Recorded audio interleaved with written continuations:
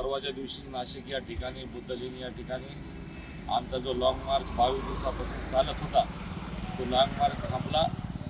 त्या ठिकाणी आमच्या परभणी जिल्ह्याच्या पालकमंत्री मेघना बोर्डीकर आणि भाजपचे आमदार सुरेश धस हे त्या ठिकाणी आले होते। सुरेश धस हे बोलता बोलता बोलले की पोलीसवाल्यांना माफ करा, त्यांना चांगला समज भेटलेला आहे। आमची लॉंग मार्च समिती त्या वक्तव्याचं समर्थन करत नाही।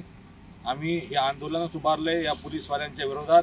जोपर्यंत सगळे पोलीसवाले हे दोषी पोलीसवाले आहेत ज्यांनी सोमनाथचा जीव घेतला, ज्यांनी आमच्या महिलांना भीमसैनिकांना अमानुषपणे मारले, त्या सर्व त्या पोलीसवाल्यांना आम्ही सोडणार नाहीत।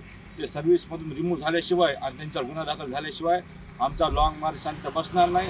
आम्ही कोणीही सुरेश धस यांच्या त्या वक्तव्याचं समर्थन करत नाहीत। ते बोललेत, ते चुकीचं बोललेत, त्यावेळेसुद्धा आम्ही त्यांना ह्या प्रकरणात या वक्तव्यावर बोललो। आम्ही त्या गोष्टीचं समर्थन करणार नाहीत। आम्हाला त्या पोलीसवाल्यांना एकाही पोलीसवाल्यांना लॉंग मार्च सोडणार नाही। सगळे पोलीसवाले रिमूव्ह झाले पाहिजे, हेच लॉंग मार्चचा आमचा उद्देश आहे।